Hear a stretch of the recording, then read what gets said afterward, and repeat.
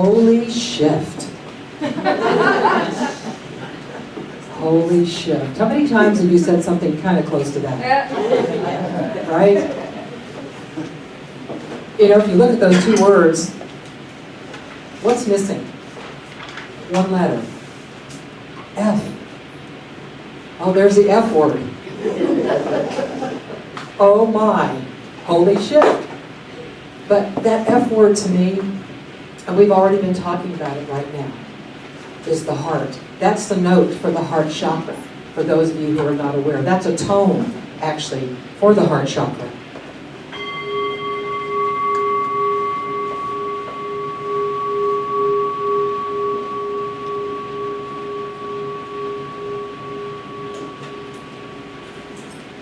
Just listen to that tone. It's hard to tone the bowl and hold the mic at the same time, but just allow yourself. I'm going to strike the bowl one more time. Just allow that vibration and that frequency of the heart to move into you. Just be open to it. I invite you to do that.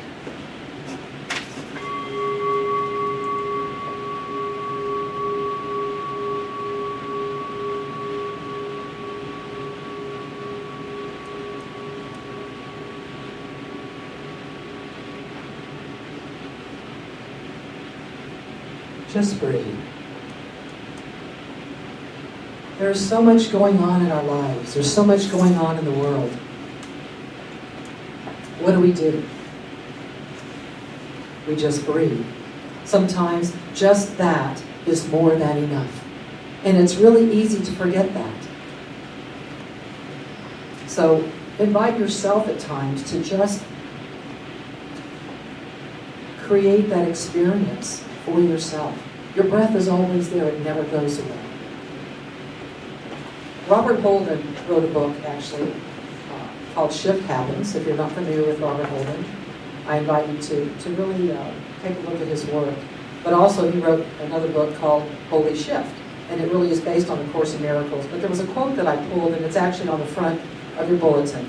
And it says, one new perception, one fresh thought, one act of surrender, one change of heart, one leap of faith can change your life forever.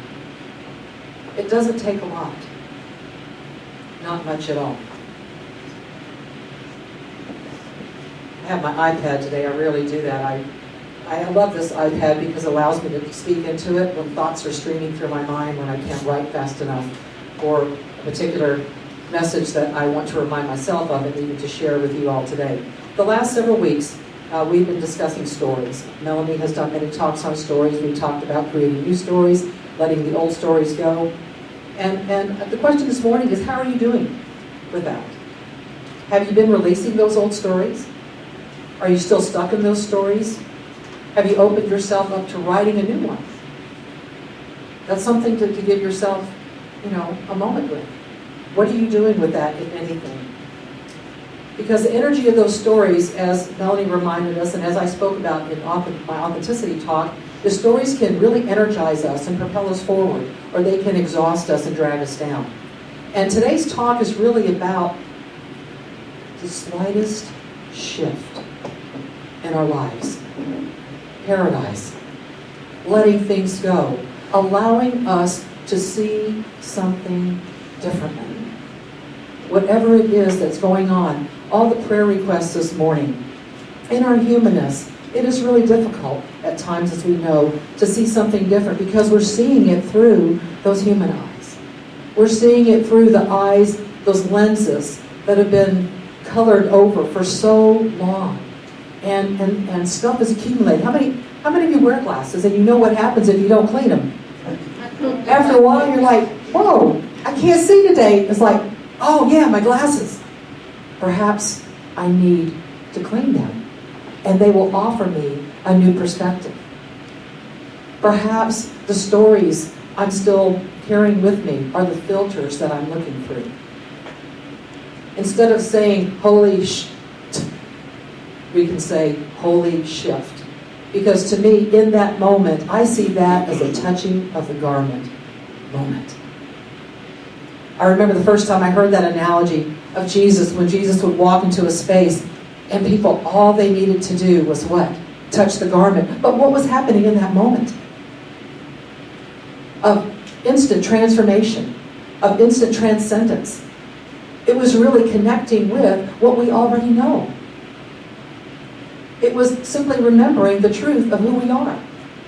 And in that moment, that, to me, folks, is a holy shift. It is a holy, sacred moment, unlike any other.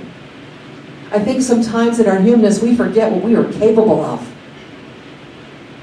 These things have I done, and greater things than these will you do. I don't often quote the Bible, but this morning, obviously, stuff is coming out. I like that. Thank you, Catherine.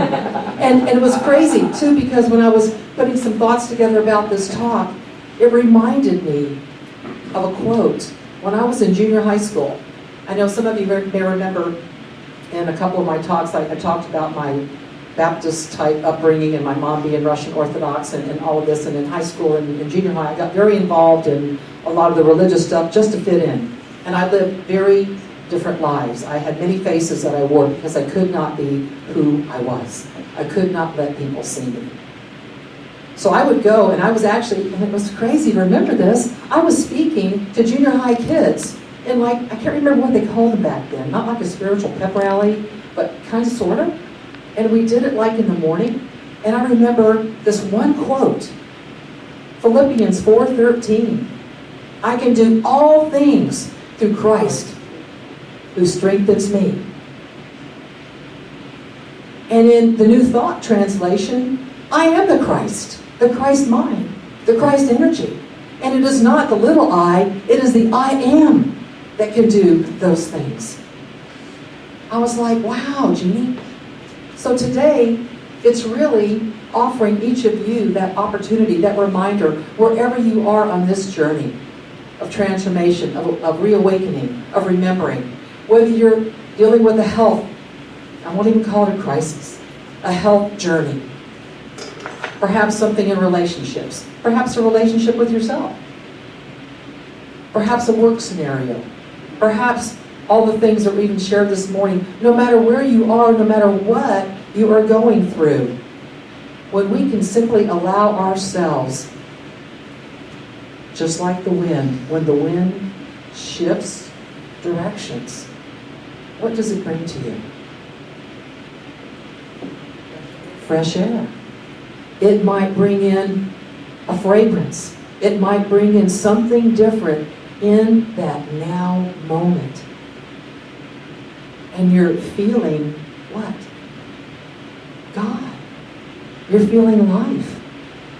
And it's shifting around you. Are you willing to shift ever so slightly? To allow yourself to open to a new perspective. Very powerful. There's 3 words that I love to remind myself of. To the degree. To the degree that I am open and willing to see things differently, the universe is like, oh, great. We have an opening. We have a crack. There's a shift. But to the degree, then my life will be transformed. My life will change. I will transcend this experience, and I will know in here, not just in my mind, but I will have a knowing in the core of me that there is another experience, another expression of me that I am being called to step into, to dance with, transcend dance. Get it? The dance of transcending. To me, that's dancing with the divine. It's being partnered with the divine. And when you do that, you don't have to worry about your steps. You don't have to worry about where you're going. You just what? For those of you who have danced in ballroom dancing and those kinds of things, Catherine put her hand up. I love it. If you have somebody who's a good lead, what is your job as a follower? You let go. And you allow them to guide you. Otherwise, you're what? All over the place. It's like that. But you have to be open and willing. And to the degree that you are willing to let go and surrender and allow, wow, you'll never want the dance to end. In fact, Catherine and I were dancing before service. The band was playing, C'est bon, right? And I just started dancing. And Catherine got up and she took my hand. And she was turning and spinning and just being in this delicious divine energy. In that moment, she was open to what was being offered to her. How many times does that happen in your life? And you are so focused on what is what? Fixed in your life. Because that's the only way you've known it. It's okay, but just know that that's the only way you've known it. And you can change it. And yes, I know about the fear. Yes, I know about, oh my God, what might happen. But what about the what if? What about that one? All of these amazing, awesome things that would happen. What happens when there's an earthquake? What has gone on before that happens? Shifting, tectonic plates. Even the slightest shift. What happens? Not just in that location. I know I was living in Las Vegas many years ago, and the waterbed that I was in started moving, and the swimming pool outside, I looked out and was doing this, and the sand was rippling, like in the movie Dune, for those of you who might remember that movie. And there was an earthquake in Los Angeles. And that energy traveled. It rippled. In your own life, when you are willing to shift ever so slightly, because tension is built up. Mother Earth is like, oh my goodness, I don't know how much more of this I can hold. There's all this dense energy. So the Earth goes, let me take a breath. Let me shift. And oftentimes, yes, there are things that happen that are not great, that people end up having really painful experiences because of what happens with an earthquake. But what I want you to do is to shift, like we talked about earlier, from a victim standpoint into a victor standpoint, to be able to say, hey, there is always something good happening. In the dark, there is also the light. The contrast, to be able to say, when things are being unearthed in my life, there's a crack, there's an opening, there's a shift, and something is going to be revealed to me. To the degree that I am willing to look through a lens of clarity, I am going to know it. And with that, my life is transformed. That is a holy shift. There's a post that I had on Facebook. Oh, I should, yes, please. Because I also wanted you to know.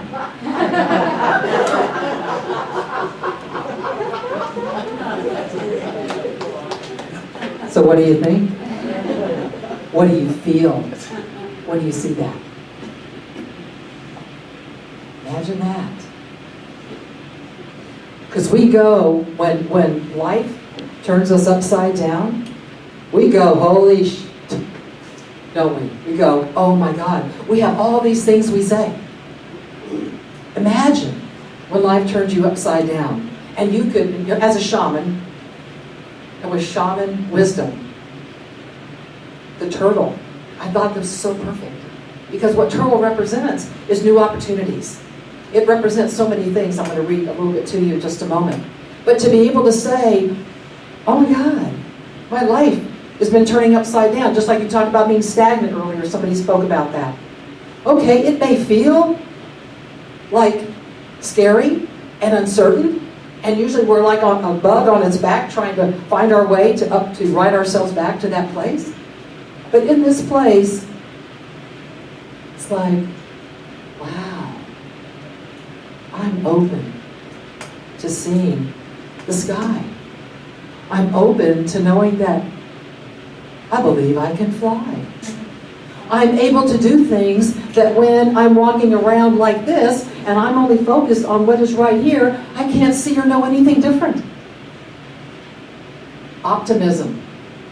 It's the best way to see life. Give it a try. Become the turtle. In shaman teachings, we always have guides. We have angels. We have all kinds of wonderful beings to carry us on this journey. Turtle indicates a more primal sense that is awakening, physically and spiritually. Turtle reminds us to take advantage of opportunities, listen to this last word, that we perceive. Perception, perspective. These are real opportunities, not just products of our imagination. When we are willing to shift and truly open ourselves up to what is being offered, the possibilities are endless. To me, a moment of a holy shift is like a portal. It's like a black hole. And it opens us up to being able to travel into a dimension, into a place that otherwise we could not access. Because our humanness, our ego, our habits will block us from that. When turtle appears, we are reminded it is time to get connected to our primal senses, to all that we are. We have gone within our shell, and now we must come out. The ideas are ready to be expressed.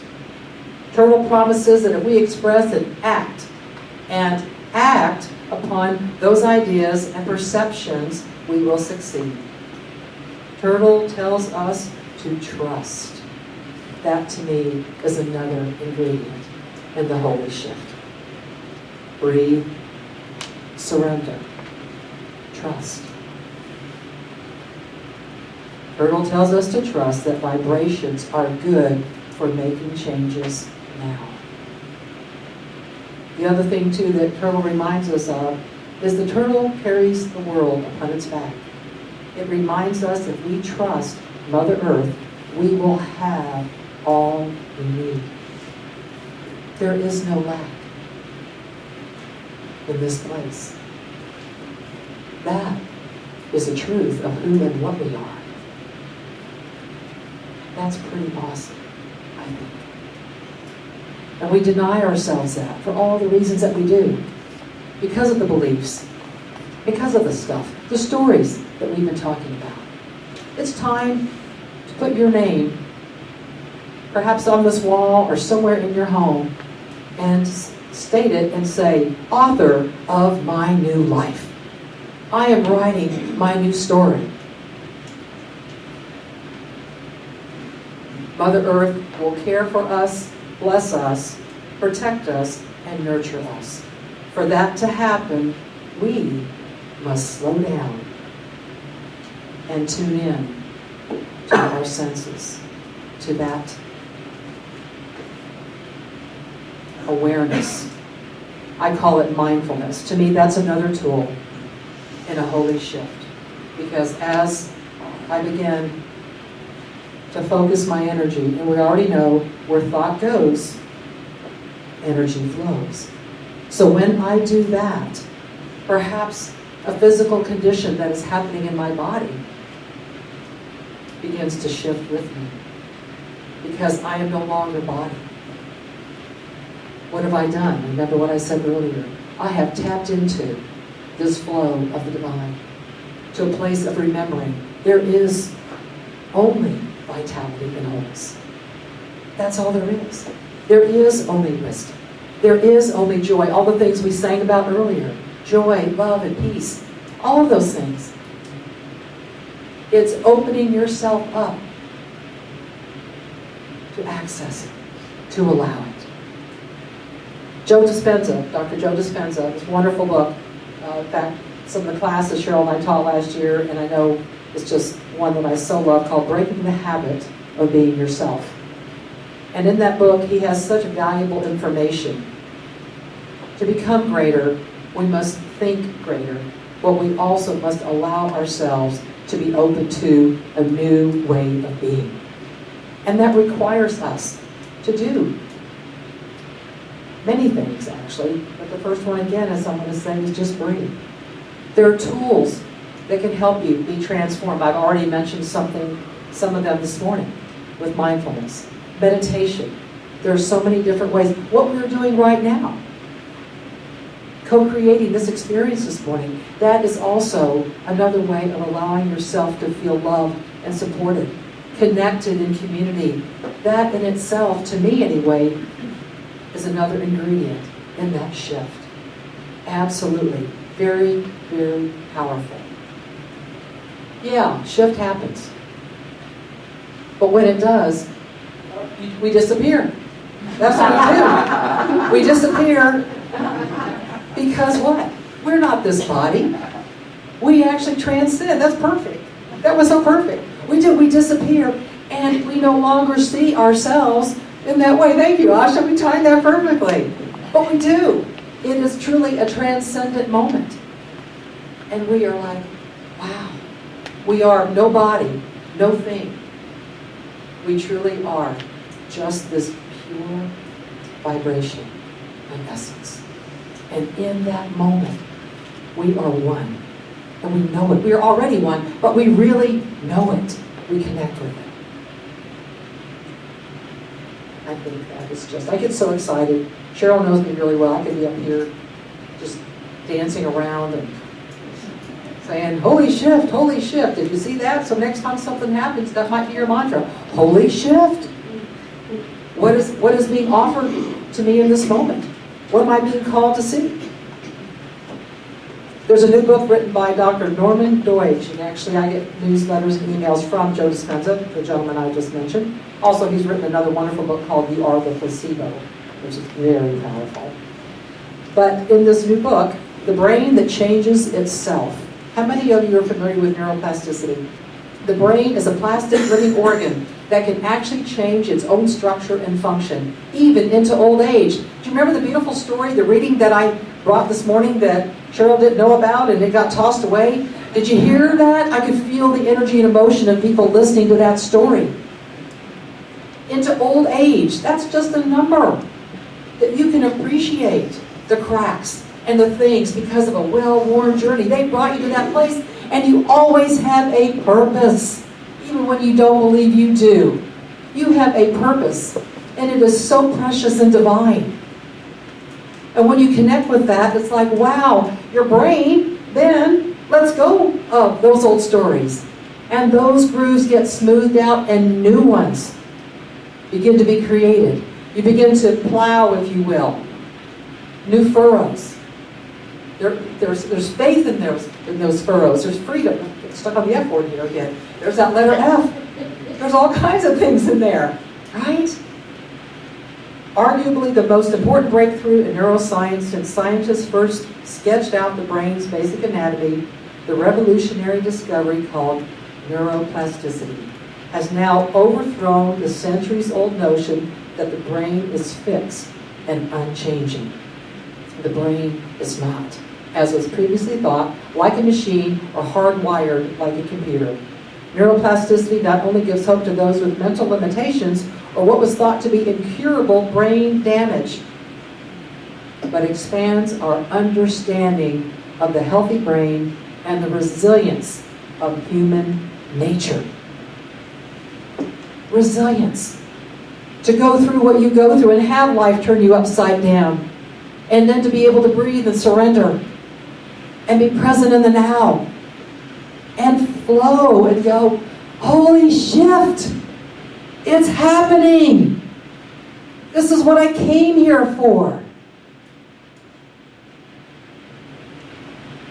Wow. Breaking old habits. Shift. Open to a new perspective. Put your thoughts and your attention in a new direction. I wanted to close with a story. Oh, actually, it's an autobiography, a short version. Some of you, I'm sure, have heard this already. Melody's shaking her head. Perhaps she already knows this. She's like, this is by Portia Nelson. There's a hole in my sidewalk. It's the romance of self-discovery. Chapter 1 of my life. I walk down the street. There's a deep hole in the sidewalk. I fall in. I'm lost. I'm helpless. It isn't my fault. it still takes forever to find a way out. Holy right? Chapter 2. I walk down the same street. There's a deep hole in the sidewalk. I pretend I don't see it. I fall in again. I can't believe I'm in the same place. Holy, right? But it isn't my fault. How could it be? And it still takes a long time to get out. Chapter 3. I walk down the same street. There's a deep hole in the sidewalk. I see it there. I still fall in. It's a habit. It's a habit. Remember I said that word earlier? Breaking the habit of being yourself. It's a habit. My eyes are open. I know where I am. Yeah, because I've been here before, right? It is my fault. I get out immediately. What's starting to happen? There's a bit of a shift, right? Chapter 4. I walk down the same street. There's a deep hole in the sidewalk. I walk around it. Chapter 5. Holy shift. I walk down a different street. Yay! I did it! No matter what. Become the turtle. Let it guide you. When you're on your back, go, oh my God, I can fly. Surrender. Breathe. Walk down another street. Holy